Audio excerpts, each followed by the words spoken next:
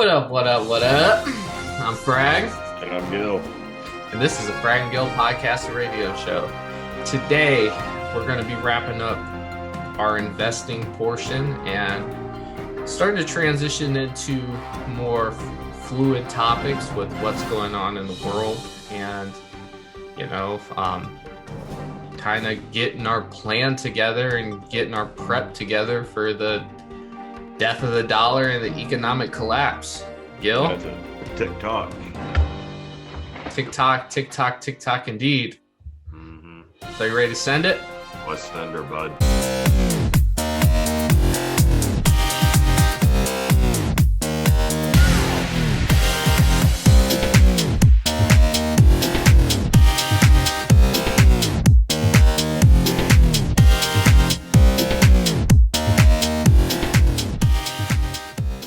All right. So the first thing we're going to really focus on is we're going to talk a little bit about mutual funds. This is an actively managed fund that you would put your money into. So, Gil, do you know anything about mutual funds? Are you invested in any mutual funds? Yeah, I got some for a 401k at work. And that's it. Do you know if those funds are have any front end or back end, or front end loads or back end loads? What do you mean by that? So what a front end load is the fee that you pay up front. Oh, you're talking about fees? Oh, yeah, there's fees on it. All right. So to discuss what some of those fees, so when you're investing in a mutual fund, especially the ones in your 401k, you will be looking at fees. These fees are either called front end loads or back end loads. A front end load is they take a portion of your money as payment to manage your money. It could be 3%, 5%, whatever. It's pretty much what it probably varies between different brokers and whatnot. Exactly. Different types of mutual funds. Yes. And then a back end load is they take the money out of your return for managing. In this day and age, you should highly avoid these at all costs. So yeah, if it wasn't for a 401k at work, I wouldn't even touch them. Mm-hmm. And the only reason, you could not put your money in the 401k, but that's a personal decision to be decided. The only reason I do it is to get the company match, because that's a little bit more money I can get out of them. Yeah. And do you think if you were to do the math, just free balling it, do you believe that it would pay the fees? Right now it does. It does? Just off the dividends. So do you know if they are front end loads or back end loads at all? I'd have to go in and look. I don't look at that one very often, to tell you. So I just know the only time I've seen what they pay out in dividends compared to the fees. Okay, whatever, the dividends pay for the fees, whatever. And that might be something that's worth looking into, because if they might match it, but at the end of the day, if you're paying if they have somewhere hidden in there that you're paying 10% back end fee, so that the broker gets 10% or the company gets 10% of your savings. Yeah, I don't think they're that high, because it's I want to say it's $15 a quarter. Yeah, but I remember right. $15 over 20 years, 15 times 4 is 60. 40, 60. Time 20s. 60 times 20.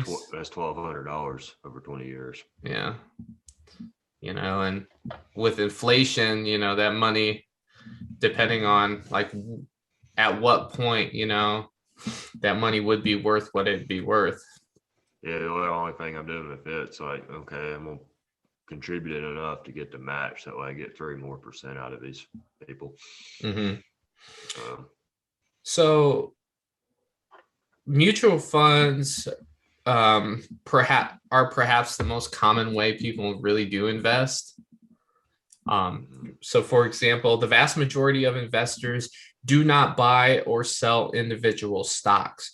Rather, they select one or more mutual funds from the thousands of funds that are available. These investors are trading time to spend trading time spent selecting and monitoring their investments to experienced professional fund managers. In most cases, this is probably a wise decision. Gil, how do you feel about that statement? And most people ain't gonna take the time to sit down and learn about the stock market. So like, okay, we'll just let these guys handle my retirement funds. And it's like, yeah, you probably don't want somebody else fucking with your retirement funds. At least that's my opinion. So you sent me a podcast earlier, the Rich Dad radio show with Robert Kiyosaki. Check it out if you guys haven't. It's a pretty good podcast. Has some good information on there. They were talking about the cyber age versus the, like, we're not in the information age anymore. We're in the cyber age. And what this means, and what they were calculating this down to, is that governments and markets are still working in the information age. They're not adapting to the changes in technology. We're trying to keep running the economy and everything the way it has been going for years. Absolutely. And the example they gave is Blockbuster Video. Netflix and download speeds were catching up to Blockbuster, and Blockbuster knew about it. And what they did is they put a candy aisle in the store. Well, that was Kodak. No, they were talking about Blockbuster. Was it? Is it? Yeah. They were talking about Kodak in there too. So Kodak could be fucking. So Kodak created the digital camera, right? Mm-hmm. But they didn't want to adapt with like the phones and stuff and have where you can take a picture and then keep it in a library and an album like you do now, Just think about how big Kodak would be if they would have adapted that.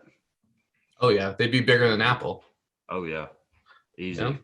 Yep. And he was saying like everything, pretty much everything on your phone's free, minus like the apps that you buy. Some apps are more expensive, and when you do buy an app, you're buying a subscription to an app. Like Apple Music, you have to pay to listen to the copyrights. The artists got to get their share. Books, you have to buy the book so the publisher can get paid, the author can get paid. But other than that, I mean, there's free games. People had to develop those games. There's all kinds of free like workout apps. Do you have to pay for Spotify? You can. You can, but you don't have to. You don't have to. You just if you don't pay for it, you know what you're gonna get? Advertisements. That's where they make their money. Exactly. So I mean, I think this is something that I have really noticed about our generation, is that every single individual is part of the market. The fact that not everybody invests in it is their own problem. I'm more of a nature versus nurture. I lean more towards the nature aspect of life when it comes to individuals. What I'm saying? I'm not going to sit here and babysit. So I'm not going to sit here and make everybody invest in the market, because that's not, I don't believe that's the right way to do it. I believe in freedom. Yeah, do what you want. Exactly. But we are here to inform these, people and individuals that you are a part of the market. If you bought toothpaste within the past 30 days, you're part of the market. Mm-hmm. If you pay your electric bill, or rent, you're part of the market. If you own a vehicle, you're part of the market. If you do anything, watch Netflix. You're part of the market. I mean, you know it. And if you don't invest and own in the companies that you use the most, then you're doing yourself a disservice. Yeah, think about the products in your bathroom. You know who makes probably 90% of them? Procter and Gamble. Procter and Gamble. Why wouldn't you own it? Yeah, exactly. You got your razors, toothpaste, deodorant, your shower shampoos and soaps and stuff, all sorts of shit. Like, and for example, 3M. If go ahead and show them a 3M product. Sticky notes. Sticky notes. So if you are a shareholder of 3M, you pay $20 and they'll send you a box of their products, basically. So you'll get free sticky notes. 3M send me a box of sticky notes. The supply's running low here. See, there you go. and it's part of their shareholder discount. You'll be on their conference calls. You'll be able to listen to what, what's new, what's being. 3M submits more patents than, or is it 3M or IBM? I think it's IBM. IBM. One of the two. Yeah, IBM submits more patents than any other company, and do you hear it? Oh yeah. So I mean, keep that in mind, everybody, when you're sitting in, you're using, spending, but you're not investing. If you're not putting money back into what you're using, you're throwing your money down the drain. And every day your money ends up being worth a little bit less. Yep. All right. So one thing to avoid, some mutual funds have a sales charge. They are either to enter or exit the fund. For example, front end loans and back end loans. We discussed this a little bit earlier. Front end loans, if any, might average from 4 to 5. Back end loans might average 1 to 3%, depending on how long you remain to invest in the fund. The longer, the lower. But I mean, 2% of 20,000 is quite a bit of money. It's more money than I want to give away. I don't want to give away a cent. You don't want to get a dime. Yeah, exactly. Right. Exactly. If it's honestly, if it comes down to it, Michael, Big Mike came up with this quote, and he said we were talking about lending money to individuals. He said, if it came to me giving them a quarter, I'd rather eat it than give it to them. Mm-hmm. And, at the end of the day, I mean, you might not have to eat that quarter, but you can go to the store, put it in the little machine and get some candy. I mean, you're at that point, you're eating it. You're eating it. You know what? Find in the store if a quarter vending machine in it. My grocery store has one. Really? Mm-hmm. I mean, yeah, but you're right. Like, you're right, huh? Good luck. Yeah, good luck, huh? All right. So to summarize, so it does not take many mutual funds or ETFs to develop a diversified stock portfolio. A low expense ratio is quite possible. What's an expense ratio, Gil? Low cost to run. What do you mean? Low cost to maintain the thing. Is that what you're getting at? Yeah. So basically, usually you can get like ETFs and index funds that do the same thing as a mutual fund, like fractions of the price. Mm-hmm.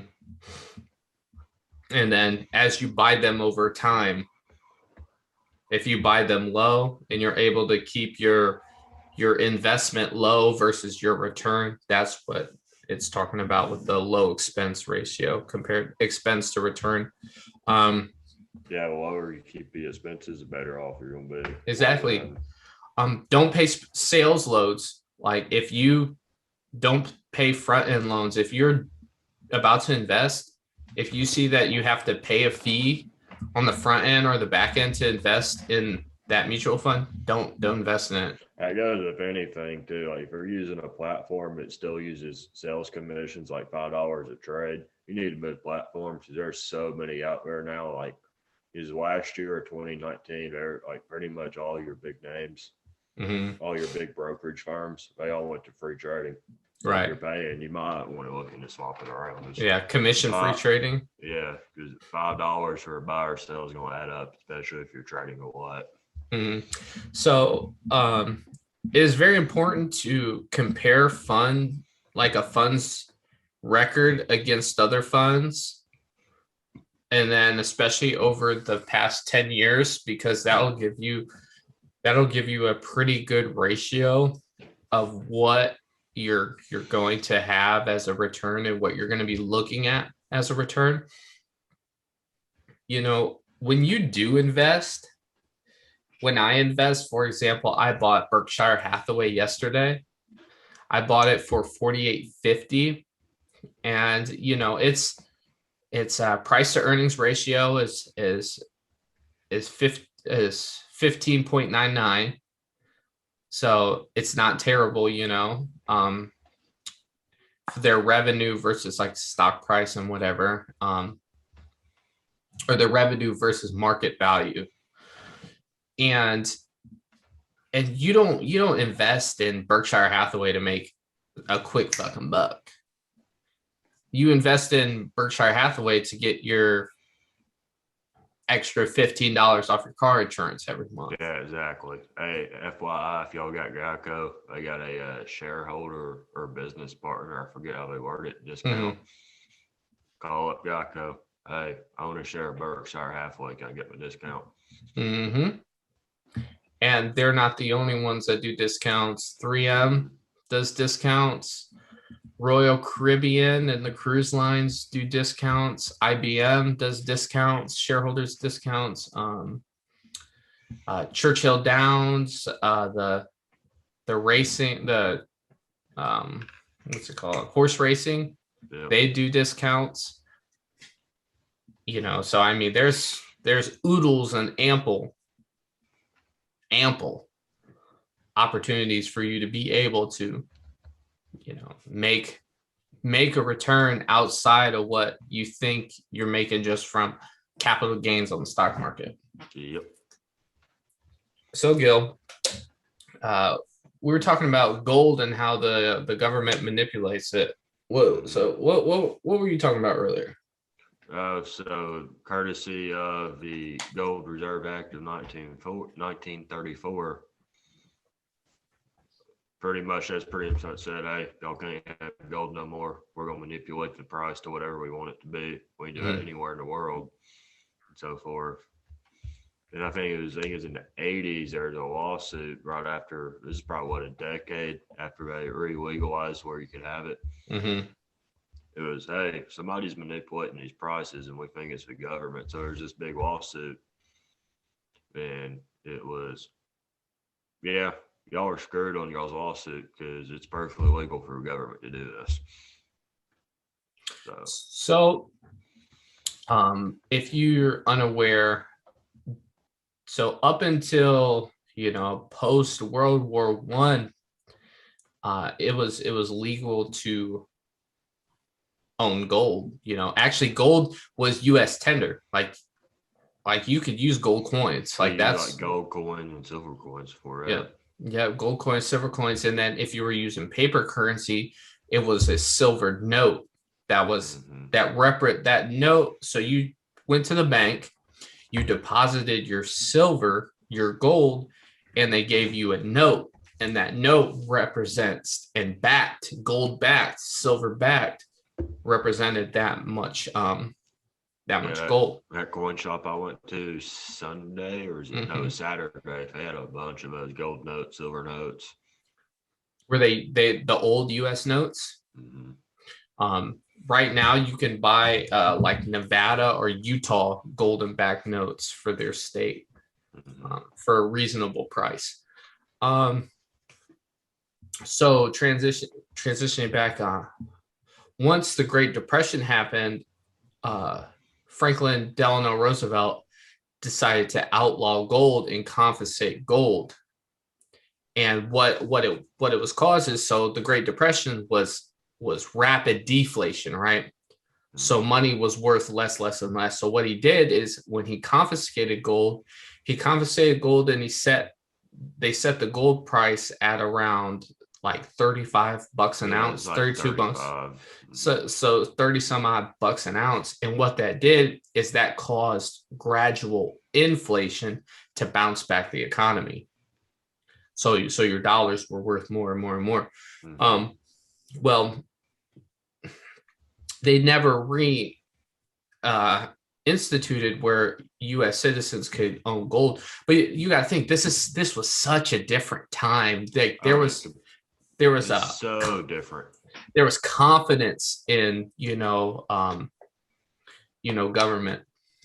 Yeah, now nobody trusts a government as far as you can throw them. Exactly. And so if you think about it, gold has backed, in the thought of gaining gold resource, like the resource of gold and wealth, because gold is money and nothing else.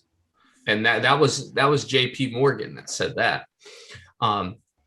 So gold has financed every big war up until about Vietnam, right? So you get all the way up until about Vietnam. So you're looking at the 70s.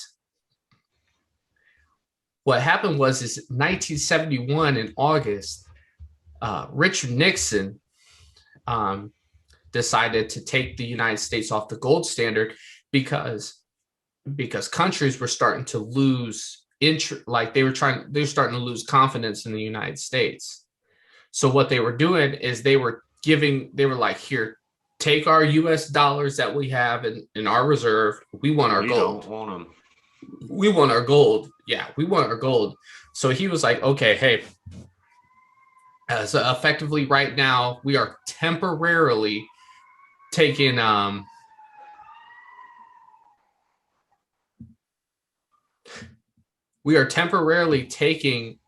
the United States off of the gold standard.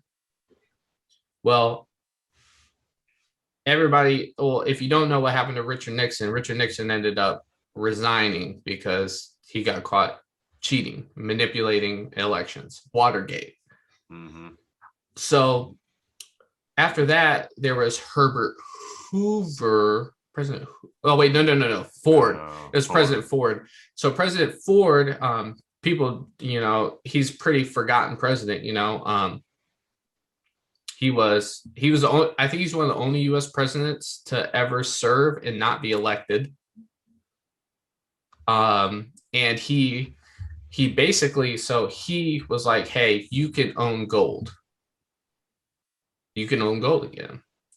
And what they did was, after 1971, they bumped up the gold price from about $35 to $38. So $1 US represented, or $38 US represented 1 ounce of gold. And then ever since then, it's been slowly creeping up. And all-time high was last August at $2,000 an ounce. Right now, it's what, 17? 17 and something. Echo, what is the price of 1 ounce of gold? As of March 3rd, gold traded at $1,722.05 per troy ounce on the foreign exchange, down 0.92% since previous close. By the way, an Amazon package was delivered today. Thank you. So So what was that? $1,722. I mean, it's at a year low of this year that I've seen. So it could be a good time to invest in gold. Who knows? If you got $1,700 sitting around. Mm-hmm. I don't, unfortunately. Mm-hmm. Are you about ready to start investing in some gold, Gilbert? Yeah, let's see what it does one of these days. Man, I don't know, dude. It's just it seems like it's it's so volatile to like I don't want to get FOMO. I don't want to get the fear of missing out, you know. I was like, oh, it's at 1722. Let me buy it now, and then it drops to 1300. Yeah. But yeah, I think if it drops to 1300, that means the dollar is strengthening. If it goes up a lot, the dollar is weakening. Well, I mean, the dollar has been strengthening in the last few months. That's why it's dropping a little bit. Because it seems like the government's kind of at a standstill. You know, I think they got punched in their they got punched in their teeth about that impeachment, that second impeachment, and they haven't done nothing since. Yeah, or what they have done, nobody's heard about yet. You know how them sneaky bastards are. Yeah, but I mean, if you think about it, it's like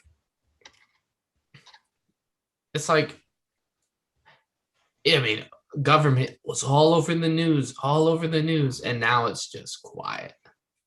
Yeah, because they don't have those Orange Man's not there. Because you know Orange Man bad, right? I mean, I could. News ain't got nothing to cover now. That's all they cared about. It's funny. It's like it's really not even news. It's just people spitting bullshit, I think. Yeah. So when I'm at the gym, they have Fox News and MSNBC right next to each other. That's probably good. On the big TVs. And it makes me almost sick watching it. Yeah, I said all they do is spew bullshit and propaganda. Yeah, it's like I wouldn't even call that. I think they need to revise the definition of news. Because I think they've completely destroyed it. You know? You don't get no news. If you want news, go read the foreign press or some shit. Maybe you can find more out about what's going on with the U.S. and NBC or Fox or whatever. Yeah. It's a shame too, man. I hate that I had to say that, but that's probably about how it is in reality. It's a shame too, because I really wish that there was a trustworthy source of information out there. You know it? It'd be nice if there was, but there's not. Like, I can't even, it's hard for me to even fathom that there was once a trustworthy, honest, subjective source of information out there. You know, maybe like early newspapers. Maybe. But I mean, maybe. But I mean, yeah, I said I have a hard time believing that, even if it even ever existed. True. Mm-hmm. But it's food for thought because it's almost like you got to read like multiple sources of information on the same thing and paint your own picture. Yeah, absolutely. And you must question everything. Mm-hmm. You must be subjective. That's another thing too. Like a lot of this shit that comes out of the government, if more people would start questioning them motherfuckers, a lot of this bullshit wouldn't be rolled down. I don't think people have as much say in the matter of government as we think we do.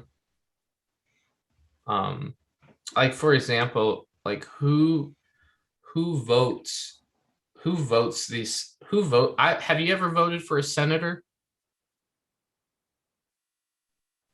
No? I don't think so. I haven't. So who votes these senators in? I don't know anybody who votes in the primaries for senators and stuff. So who votes these people in? You know, like who voted for Nancy Pelosi to be in government for as long as she was in government? Yeah, that's how a lot of them are like that. You know, like who voted? Who's the Republican minority leader? McConnell. McConnell, yeah. Who votes for him? Like what appeal does he apply that makes him, you know, a good representative of the people? You know, and none of them are very good representatives of the people at all. I mean, some might be. Some might be. Few and far between. I don't know. Honestly, how many senators do you think you can name? Maybe 10? 10? Probably the ones you see on the news. So maybe 10? And I'm talking senators. I'm not talking. There's only 100 of them. Exactly. Representatives, 475 or something like that. You might be able to name 10 of them too. Exactly. So if I can only name 10, if I can name 10% of the Senate, maybe. And like 4% of House. 5% at four, like 3.5%, 4% of the House. Like, I'm not informed. And for me to get informed, the amount of time I would have to take and the amount of digging I would have to do, you know, there's not enough time in the day for that. It's not time effective. It's not time effective to study, interpret, and evaluate who is right and who is wrong and who best represents. You know, and then they get to the office and they say one thing to get elected and do another. Yeah, but I mean that's manipulation. I mean, there's manipulations in markets. There's manipulations in government. Everywhere. I mean, you can't. I mean, no human being can sit and say that they've never manipulated something to get something. You know, it's in our nature. I have. I'll be the first to admit I've manipulated people into getting what I want. I've manipulated material things to be able to achieve an end goal. You know, it's like you put nitrous in your race car, in your drag car. Guess what? You're manipulating the composition of the fuel that's going in there to create more horsepower to win. You know, it's in our nature. So I just think that it's such an endless rabbit hole, man. Yeah, we could sit here and go on for hours on this. But the real question, what the hell is burning down around here for all these sirens keep going by? Yeah, I know you're hearing them. Oh yeah. It sounds like Chicago out there.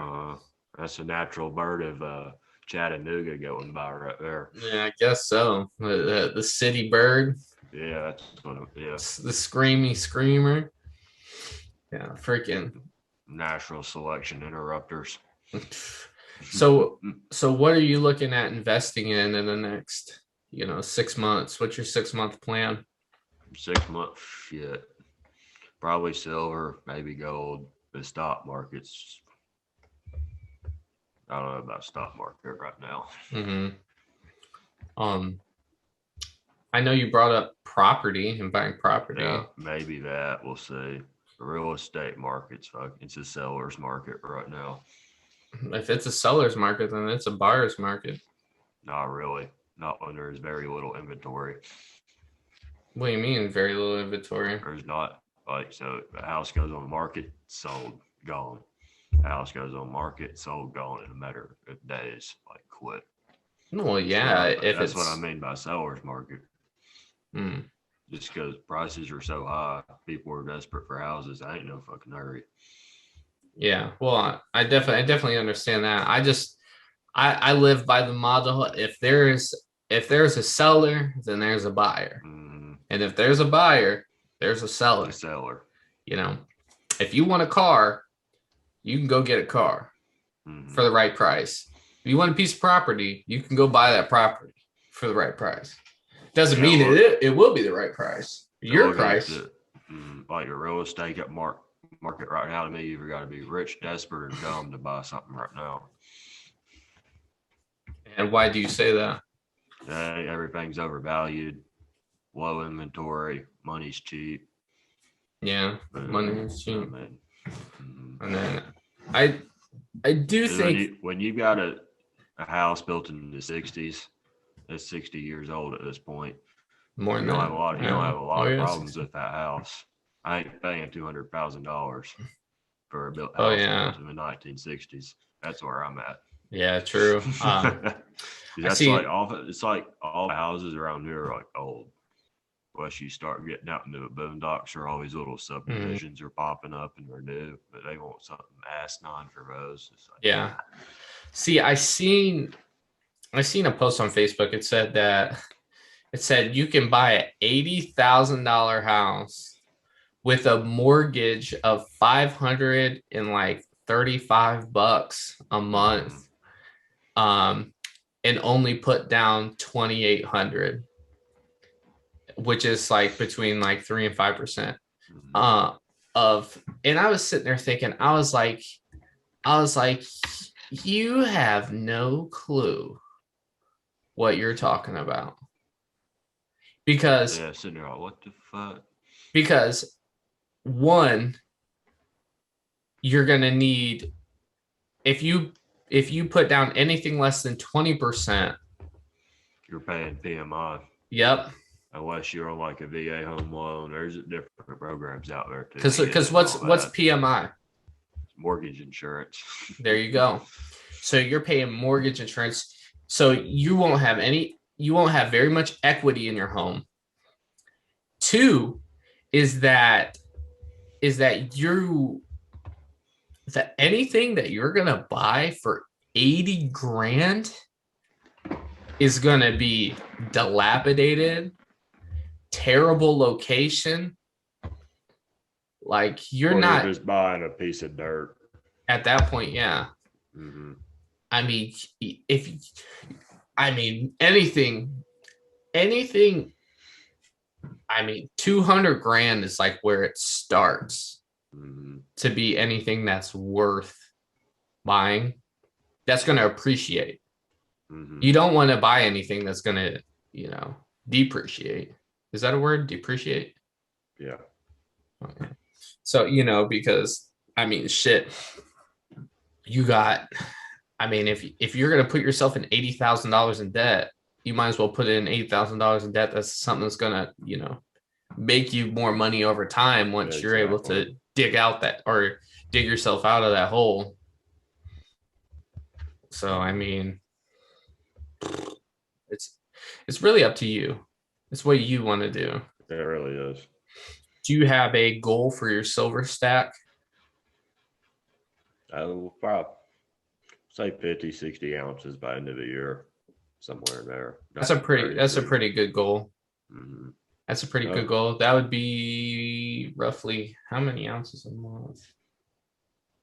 If I can get 5 or 6 ounces a month, I'll have it by December. So at current prices,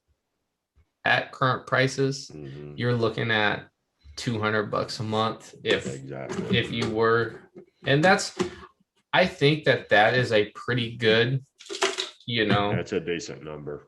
I think that's a decent number because that sits you at 2,400 in silver, which is, I mean, in your case, 2 months of expenses, give or take. Roughly. Give or take. Roughly. I mean, you're not going to be eating good, but I mean, overtime's going to play a factor in it too. Well, I'm talking about just straight 40. No, I'm talking about the value of the silver at current prices. that'll get you about 2,400. Excuse me.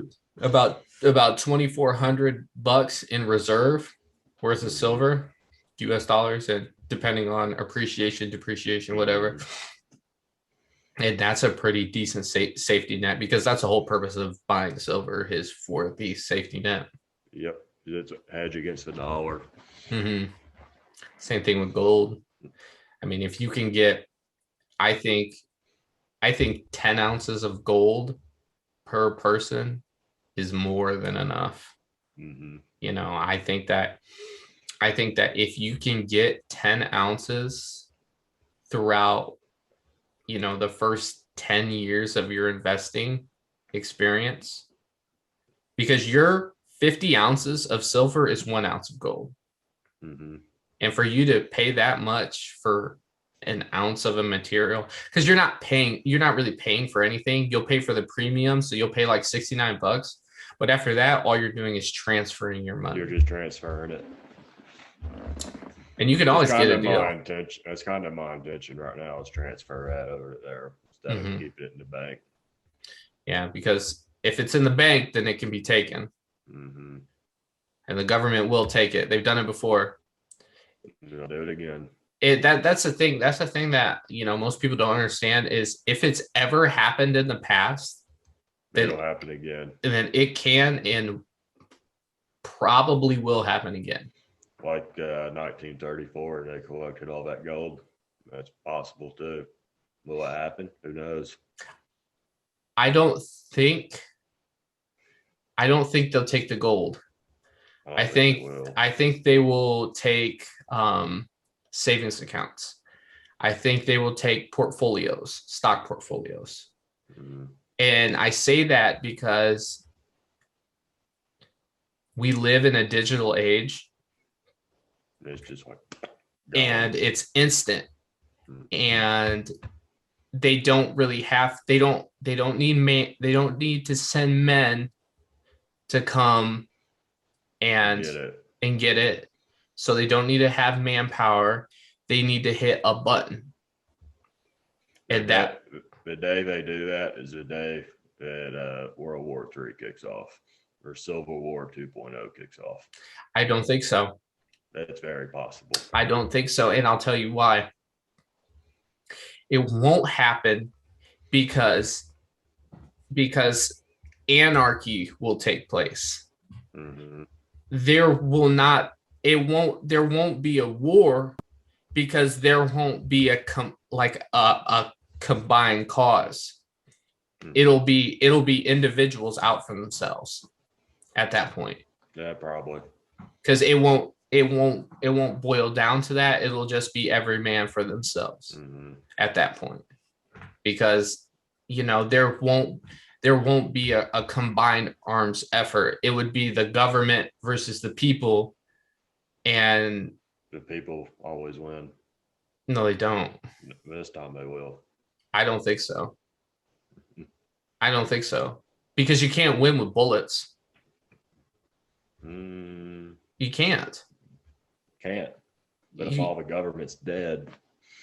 Yeah, but so they might be dead, but who's going to take their place? Ain't nobody, and it's going to be every man for themselves. We won't have the government to worry about. Yeah, but then that's a win-win situation, I think. But then there's going to be warlords. There's going to be anarchy. People need stability. That'd be the Wild Wild West. I think that'd be a good time. No, bro. It wouldn't be the Wild Wild West. It would be the Dark Ages. Mm-hmm. It would be warlords. It would be starvation, murder, you know. And probably still more freedom than we have now under our current government. You know, that's the thing. There's a difference between freedom and there's a difference between liberty. You know, there's a difference between freedom and liberty. As a United States citizen, you have the liberty to do quite a bit, you know. You have the freedom to really do quite a bit. Are there some restrictions on freedom? Absolutely. But it's the same reason why, you can't bring a gun to a school. You don't bring a gun to school because did your shit just freeze up? well, it did, but I don't think it mattered. I didn't hear it. Just paused. I didn't hear a thing you said for like the last 2 minutes. No, it's all right. So, did you hear where I said there's a difference between liberty and? That's where it paused. All right, so there's a difference between liberty and freedom. You can have you have all the freedom in the world until you don't. Well, we're getting to the adult part about now. I don't think so. I don't think so. Because name one thing that you can't do because of COVID. I do whatever I want anyway. I don't care. So you have freedom. Mm-hmm. So that you gotta think about the control measures. All the government had masks, do this, do that because of COVID. Well, here's the thing: is that they're doing this to so the road to hell is paved in good intentions. Let me say this first as a disclaimer. Is that good intentions or ignorance or arrogance on the government's part? Well, it's good intentions because they're trying to save lives, right? Mm-hmm. How's that working for them? Well, nature's taking its course. Yeah, exactly. So, I mean, they ain't going to stop it. So let it run its course. But I mean, the reason why they don't let nature take its course is because they don't want bodies piled up in the street, right? I mean, either way, people are going to die. If it's not this, it's going to be something else. Right. But the thing is that you're looking at corpses piled up in the street, right? Mm-hmm. So if you have corpses piled up in the street, then then you're gonna have other rampant diseases, mm-hmm. and that's the reason why the bubonic plague killed so many people back in the 14th century is because they couldn't deal with the dead.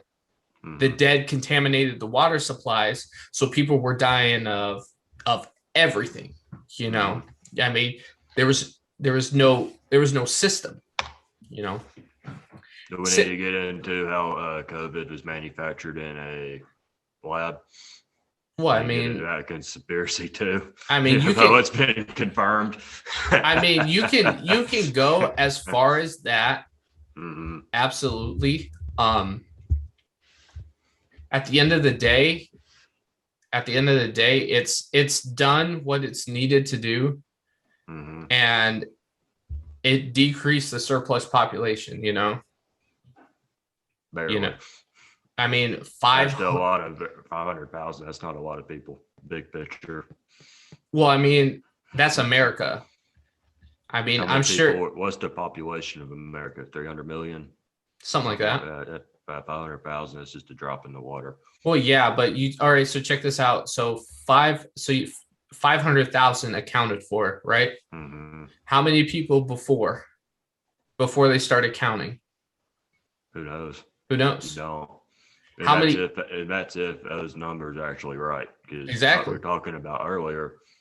You motherfucker crashed on your damn motorcycle. Oh, he had COVID. He died of COVID. See, but so now your number's at 499,999 technically, not 500,000. But I don't work in a medical field. Mm-hmm. I'm not pronouncing people dead. Mm-hmm.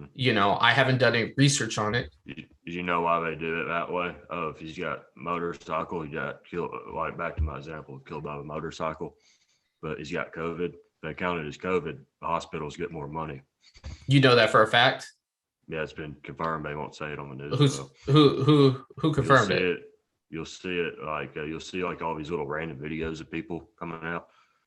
Where? You get deleted. Google, Instagram, YouTube, everywhere. All right. So you're taking the word of just some random person. Oh yeah. When you see multiple people say that shit.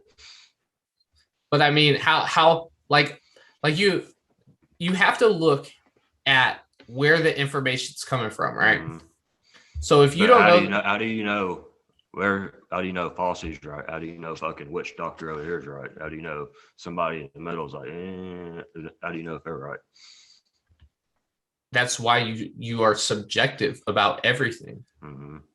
Like you are subjective about everything. You know, you take as much information as you can possibly process, and you find out what is the most efficient and what makes the most cognitive sense with what is going on. Well, cognitive sense at this point, COVID's a joke. I mean, at this point, I mean, and if you can call it what you want, but you know, at the end of the day, if COVID kills your grandma, it won't be a joke, will it? No, probably not. That'll be like old age. Yeah, but I mean, but they've been vaccinated too. So see, there you go. So is the vaccination going to kill them, or is the COVID going to? Who knows? Who knows? Mm-hmm. But then it will be serious, right? Mm-hmm. If they wanted to put aborted fetuses into vaccine, so I mean, what's the backlash on that one? I mean, if COVID killed your dad, it'd be serious, right? Mm-hmm. At that point. So, but then again, I'd probably still be like, all right, it's probably a joke. What was the underlying conditions? And then if COVID killed you, I'd be like, thank you. You wouldn't be like anything because you'd be dead. Be dead. Like, exactly. Go to work no more. But guess what? That would affect me. Mm-hmm. So you'd be on this podcast, I'll buy you lonesome. Exactly. So it affects individuals different. Mm-hmm. And it results like, so the results are different. So their cognitive function and what weight it holds within their lives is different. What I believe that the general consensus was that this is going to affect a lot of people. Mm-hmm. America genuinely is the world, human beings are family oriented, right? We're pack animals. You know, we move in groups. You might go faster alone, but we go further together. You know, it's proven throughout history. I believe that what they tried to do, like the government and the experts and whatever, what they tried to do is they tried to protect as many people as possible by accelerating socialism. See, and I mean, I'm not wrong, am I? I mean, see, I disagree with you. I don't think they accelerated socialism, because what socialist aspect is in your life right now? Really? None at the moment. But if you see what the government's doing, all right, so you're up in your welfare, that's going to make people more dependent on the government. You got all your healthcare, that's a whole other issue, that mess. Socialism, Obamacare, that's what that is. Nationalized healthcare. How's that working out? It's not. So, but it's all control measures. That's all they want. To get back to my question, how did COVID institute socialism into your life? It hadn't. So I still do whatever the fuck I want to. So it hasn't. No. So what you said was false. It's not false, but it's not true. It's pushing the world closer to it. So it's subjective. Mm-hmm. Don't get me wrong. I do believe that the United States government is enacting in more progressive. So they call it progressive. It's basically like socialism, but you have to look at the perspective of where it's coming from. So, Joe says that is the most favorable option right now. That's where it's coming from. If you can't fucking feed your family, and you're desperate, option, and somebody's talking about, hey, we'll give you food, then what are you going to do? You're going to be like, well, you know. Oh, the government's paying a shit ton in unemployment and sending out stimulus checks. We'll take that. That's the best option for us. It's the easiest. It's easiest and most favorable. That's what people are going to do. It's the path of least resistance. Mm-hmm. And people are going to get used to it, and it'll just keep, socialism will keep pushing on and on and on until it's like we're all fucked. But socialism fails. I mean, every time. It's been what, 27 countries? Is that right? That it's failed in? See, I'm not sure. I know China is in a weird spot. Yeah, China's turning into America, and America's turning into China. It's weird. I wouldn't call it that. In a way. I wouldn't call it that. And I say that because China is the oldest civilization on Earth and a continuous civilization on Earth. So they have a whole different, aspect of how they do and like to do things. And, they have an embedded culture. And, if they team up with Russia and they combine and they come up with a currency that doesn't use the United States dollar as the reserve currency, the United States is going to be in a world of hurt because you got World War III has entered the chat on that one. See, I don't believe war. I think war. It'd probably be more like proxy wars, like Iraq, Afghanistan, Iran, all that mess. See, and when you say war, I don't believe in combined conflict anymore. That's why I went to proxy conflicts. See, I don't think it will happen. I think it'll be more Cold War. I think it'll be more probably espionage. See, China could kill more Americans by turning off the internet. They wouldn't have to set a foot over here. They turn off the internet. Yep. They crash the dollar. They wouldn't have to fire a single shot. Y'all get into more conspiracy theories? I mean, if you want. I'm more logical, so let's hear it. Yeah, supposedly that's why the Kung Flu coronavirus was made for the Chinese to crash the U.S. economy. That's just one thing I've seen. It's just like, who knows? Well, they're trying. So I think the government's doing it to themselves. So COVID-19 was made to crash the U.S. economy. That's what you're saying. That's one of the conspiracy theories. So that's one of the conspiracy theories. So let's break this down. Well, let's see what you got. Let's break this down. So right now, it's been roughly about a year. It's been about a year. It's been just shy of a year since this pandemic really became real to a lot of people. It stuck us at home. We panicked. It's been about a year since we panicked. And, we everybody panicked, and then we started treading water, and, we kind of got through it. Well, you may think that they tried to crash the economy, but I think that? No, I don't think that. Well, okay.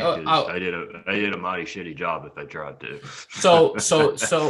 So I do not believe that this is the case, because not only did markets adapt, they did it quick. They did it quick.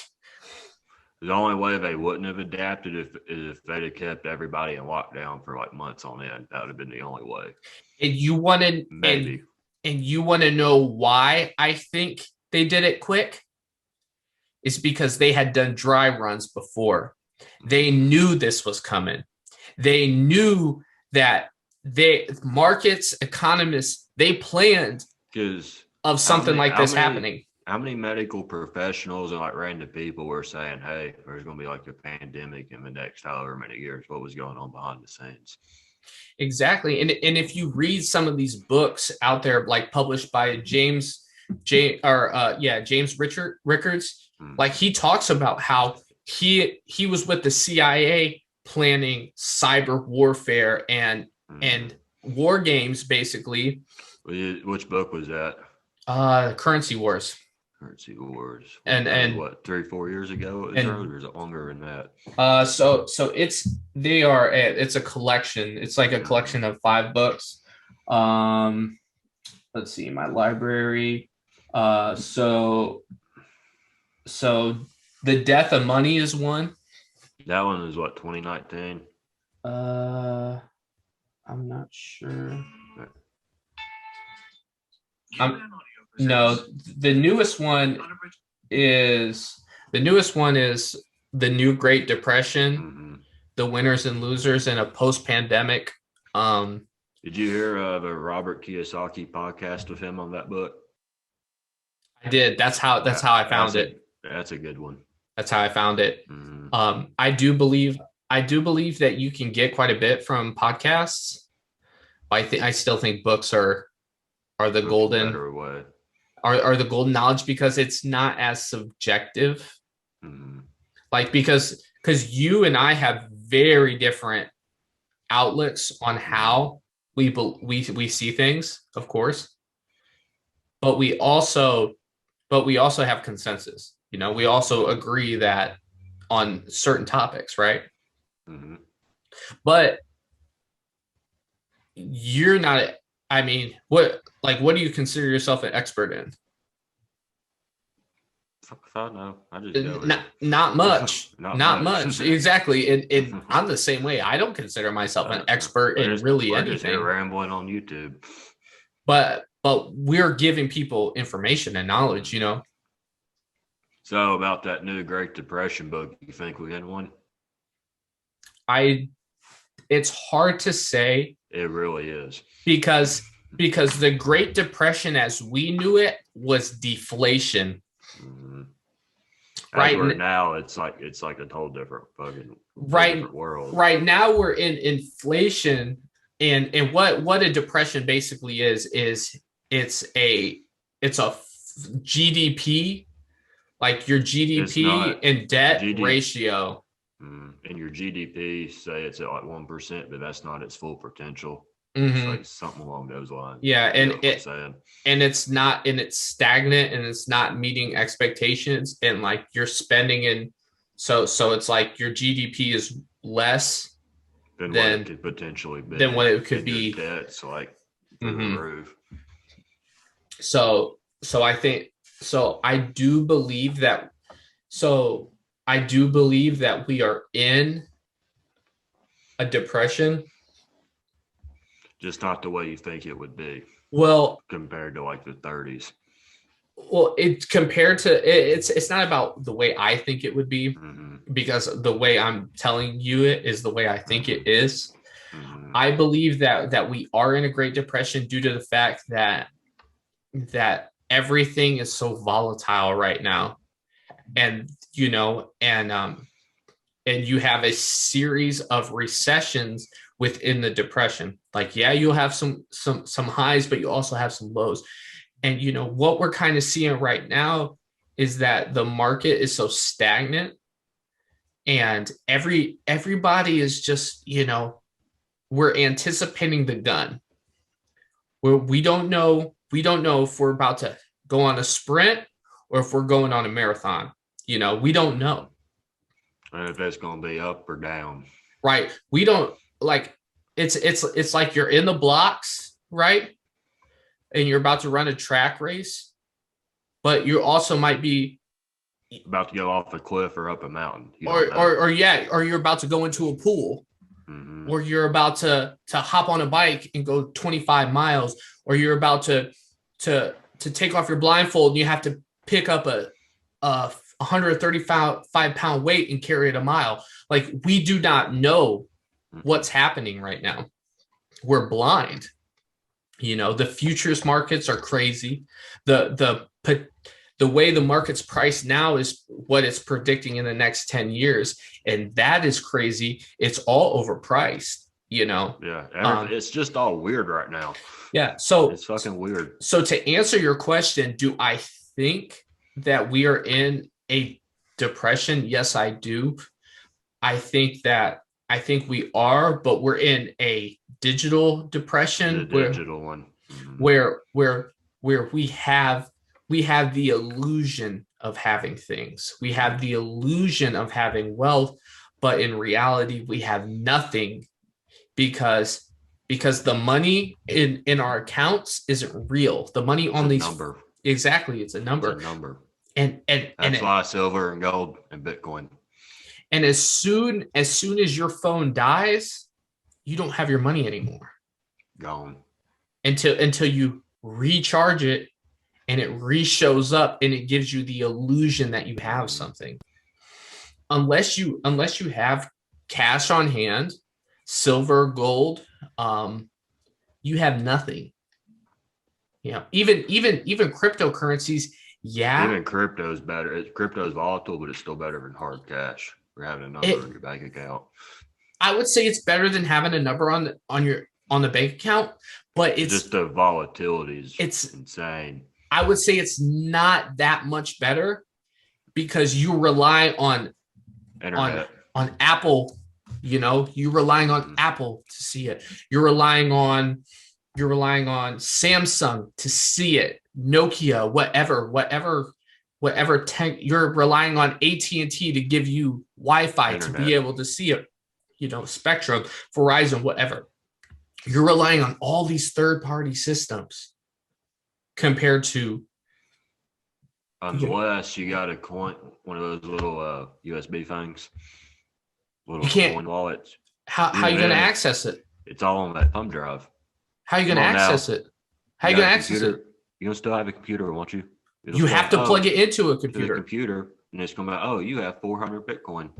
But you have whether you can do anything with that or not, if you have internet or not. Exactly. You have to plug it into like a third-party system. Compared to cash. The only thing you need for cash is a pocket. The only thing you need for cash is a safe. Cash in a safe is worthless. Is it? You go listen to some of your old podcasts. You said cash is trash. I honestly, cash. I mean, cash, definitely cash. How many times have you said, "Oh, your fiat currency is worthless"? I didn't say fiat currency is definitely not worthless. Oh, it's going to be one of these days. Maybe, like fiat currency from the Weimar Republic, post Germany, post World War I. That's worthless. Junk. But you can take $100 bill and you can go buy a full tank of gas with $100 bill. For now. But you can. You can. So it's not worthless. It's not worthless. As I grow and as I learn, I definitely tend to, change my opinion on a lot of things. The more informed I get, because in the beginning, that's why I'm going for crypto. And more power to you. More power to you. Just because the technology is insane with the crypto. It definitely is. But they say cash is trash and savings for losers. But who tells you that? Oh, real estate agents tell you that, or investment brokers tell you that. Well, you know what? Yeah, cash might be trash, but cash is also king. If poison. I mean, let's say, would you rather have $100,000 of Bitcoin, or would you rather have $1 million in cash? What's the price of Bitcoin? Today's price. So I only get 2 Bitcoins. Echo, what's the price of Bitcoin? 1 Bitcoin is worth $51,220 up 6.7% over the last 24 hours. So a little less than 2 Bitcoin. All right. I'll take the million, put 100 in Bitcoin. All right. So check this out. Would you rather have $1 million in Bitcoin or $1 million in cash? I'll take the Bitcoin. You'd really take the Bitcoin? For what reason? You do a lot. So I take that Bitcoin. You're gonna have a hedge against cash. A little kind of sort of. Probably pull some of that out in cash or fucking transfer it over. No. You can't. There ain't no transferring. Really? It's either you got $1 million in cash or you got $1 million in Bitcoin. So if I have $1 million in cash, what are you gonna let me do with it? You can do whatever you can do with cash. All right, why can't I do that with Bitcoin? I'm talking buying power. Oh, So check us out. So buying power, I take that $1 million Bitcoin, fucking spread that shit out. Put some in Ethereum. What's that? There's one that's fucking. It's pink. It starts with a P. I'm not sure. There's a million. There's over. There's so many of them. 6,400 of them. See that Ethereum's taking it to where we're using blockchains and pretty much stock trading with it. Hmm. So most of that to Ethereum. Is that because there was more decentralized from the big guys transactions in 2020 that way than there was in the centralized market. So you would rather have $1 million in cryptocurrency versus $1 million in cash? Yep. You wouldn't be able to buy a car with crypto. I already got one.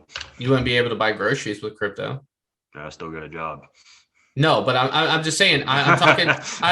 I'm all these other variables out. Mm-hmm. So you got to think, where's the price of Bitcoin going to be in 10 years? Who knows? Exactly. What's cash going to be doing? Going down. But I mean, do you know that for a fact? You don't. Well, the way we're going right now, it is. Slowly. They keep printing more money. That value's going to keep going down. And right now, it don't look like they're going to quit. But push towards socialism. Keep giving everybody free shit. So here's the thing: is that I think we'd be better off. I would take the cash. Mm-hmm. I would take the $1 million in cash over the $1 million in crypto. Mm-hmm. And I say that because if you are putting, if I can do a lot more with cash than I can with crypto. Mm-hmm. I can make a lot more money with cash than I can with crypto. That's a catch, though. It's a fucking, each one's got their own pros and cons. I can go buy a property with cash. Mm-hmm. If you find the right guy, I bet somebody would take Bitcoin for it. I bet you could. Yeah, but think, everybody's going to take cash. If you're selling anything, in the United States, they're going to prefer cash. Now, if you said $1 million worth of silver, I'm taking the silver. You know what I'm saying? Silver and cryptocurrency go hand in hand because they're both volatile, you know. Yeah. But guess what the price of them is based on? Money. The dollar, the cash. So cash is still king. In a way, even though, you know, we're really going towards where it's not. Mm-hmm. But I would take the $1 million in cash. I would have to say. Like seeing the stuff on like crypto in 10 years, you probably buy whatever you wanted with crypto. 10 years, yeah. Yeah. That's why I say give me the $1 million now in Bitcoin. Yeah, but let's say that way, if you wanted to take your $1 million in cash and everything's going to crypto, $1 million in cash ain't gonna buy you hardly nothing in crypto at that point. You know, and it's such a weird, you know, it's such a weird conundrum. I'm lost for words in the comparison because yeah, you might be able to say like, oh, I'd take the crypto, but crypto can be taken by the government. Yeah, anything can. Crypto, unless you got a fucking safe full of silver. Unless you have cash. Cash, yeah. If you have cash, they can still get that. They can still get that shit too. But think about it. Think about how easy it is to take away your crypto. It's probably more difficult than you think. That's where now you talk about it's not very transparent. That's where the blockchains come into play. Your blockchains are hella safer than like your normal shit. So, but they're traceable by your wallet number. You can trace them. They're traceable by your wallet number. But it's not like you can go, all right, I'm gonna go take all these Bitcoins. You can't do it because it's on everybody's shit. You don't think the government wouldn't be able to seize it if they wanted it? No. Gill. I don't think they could. I don't think they could. You don't think so? Mm-mm. I know the government is lazy. They can't get their hands on it now. They ain't tried hard enough, but I don't think they could. Yeah, you got to think. Remember your course you did. So that blockchain's on everybody's computer. The government comes in and says, "Oh, we're going to take all this." Well, that record's still on that blockchain on everybody's computer. The government says, "Well, we have this," and everybody else be like, "No, you don't. We still have it because here's our shit." See, I definitely see where you're coming from. Mm-hmm. I definitely respect your position. The thing about it is that the United States of America is good at one thing. And they've always been good at one fucking thing, and that's taking your money. Mm-hmm. Anything that's valuable. Mm-hmm. From the Native Americans, they took their land. From the blacks, they took their fucking lives. Same thing. From the whites, they take your fucking money. Too with Bitcoin is how many people have tried to take control of Bitcoin. I don't know. There's been several. It don't work. Bitcoin, because like the creator's gone. Nobody knows how this thing operates really. Well, I'm sure they do know how it works. Somebody probably has to. I mean, they know how it works. Or how to control this thing. That's the thing with like the other cryptocurrencies, you can control them. Somebody's sitting at the top of that thing running it. Bitcoin ain't got that. And that's kind of what Bitcoin's. You think that there's somebody running it? Bitcoin. What? Not Bitcoin. Bitcoin. The creator's disappeared. Nobody knows where he is.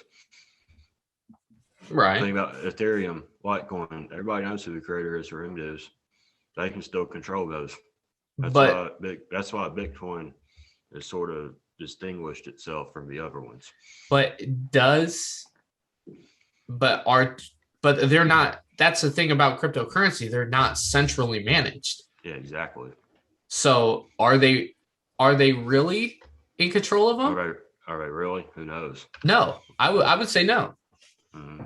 I would say no because they're not centrally managed. Mm-hmm. Which is good. That could be a good thing too, not being centrally managed. And I mean, yeah, but that's where you get into the wild, wild west. That's why I like it. See, I definitely like. I like the Wild Wild West. I like cowboy movies, but I definitely Jeremiah Johnson. I do love that. I love freedom. I love liberty. But I've always had a love and respect for Rome. Silver and gold, man. That's where it's at. And what Rome was known for was order. Mm-hmm. And I believe in order. I don't believe in chaos. Come on now, you worked for Uncle Sam for 4 years. So yeah, I know. And what did we have? We had order there. Most of the time. The vast majority of the time, Gil. It was organized chaos. That's probably a better word. Yeah. But it was order. It was order through violence. Yeah, exactly.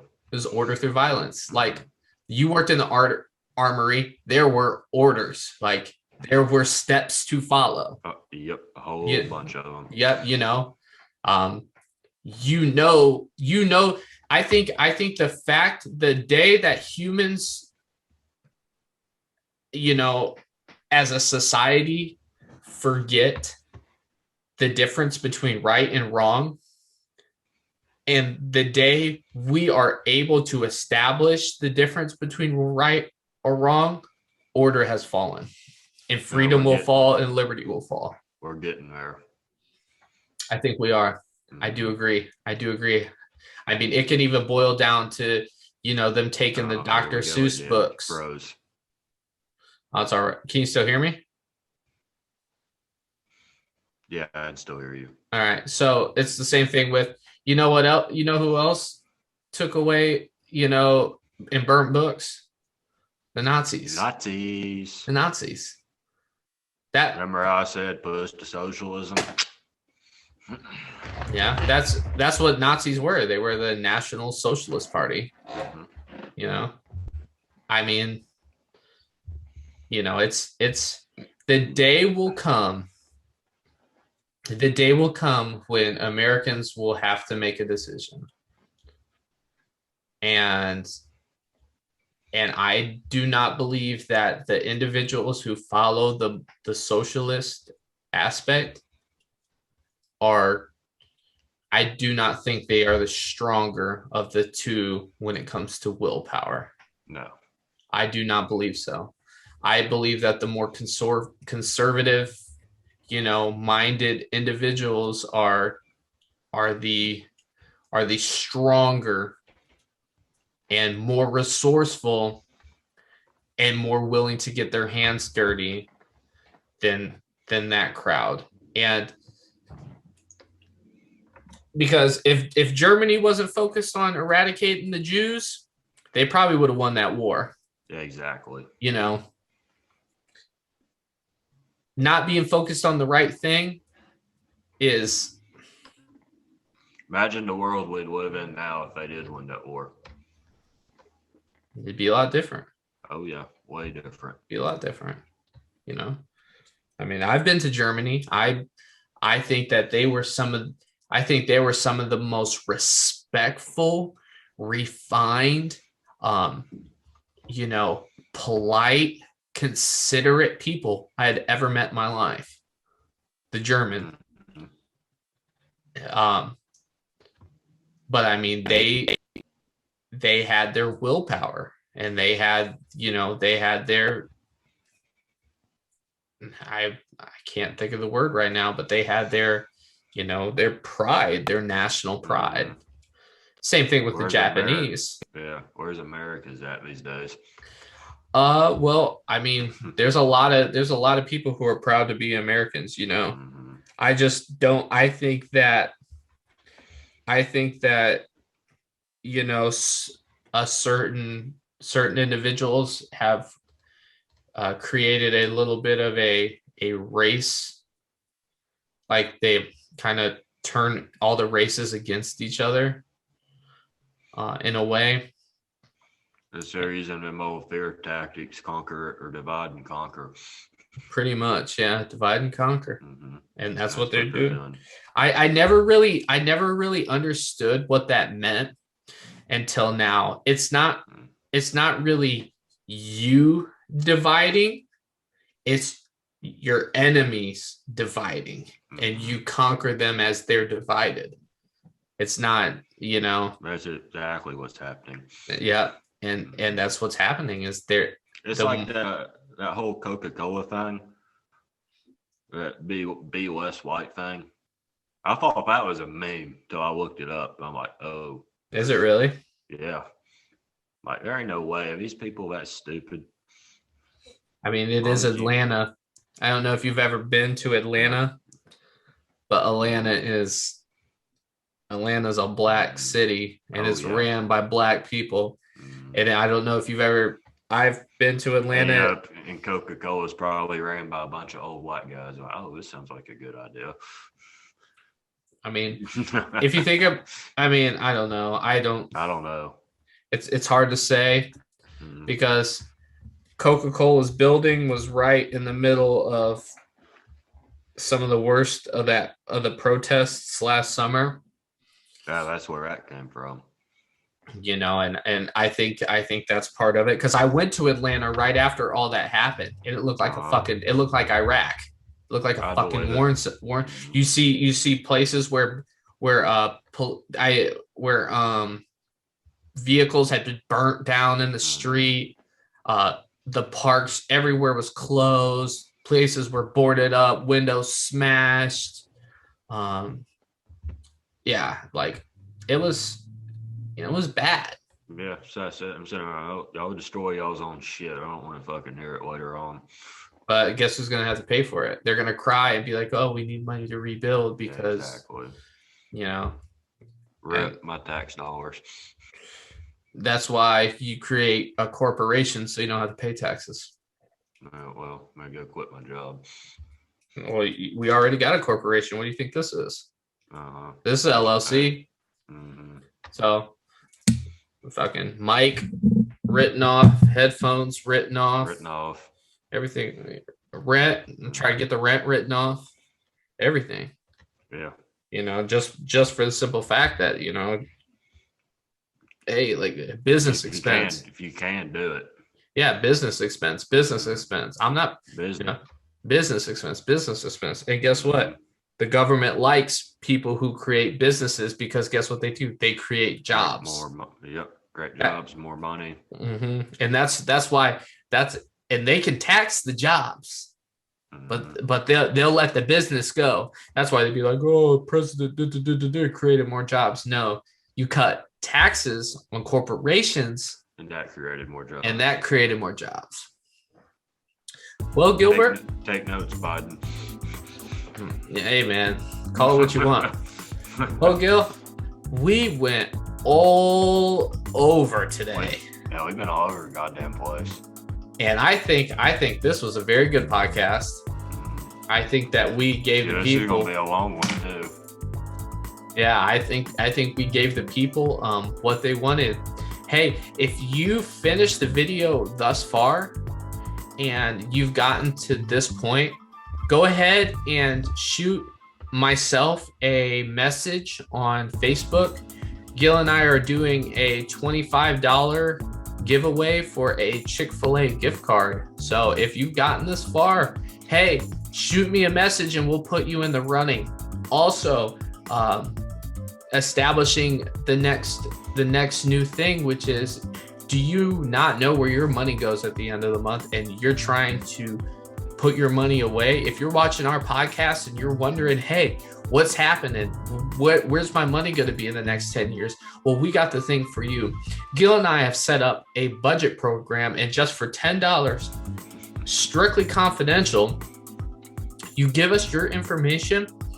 The only thing you give us is your gross income after taxes and your expenses, and we put it into a price chart and we'll send it to you, and that will be your monthly budget, and you can do with it what you see fit for just $10. And this will help you save money and get ready for the future. Well, Gil, I think that we killed it, man. Yeah, I think we did. All right. Well, I'm Frag. And I'm Gil. And this has been the Frag and Gill podcast and radio show. Deuces. Deuces.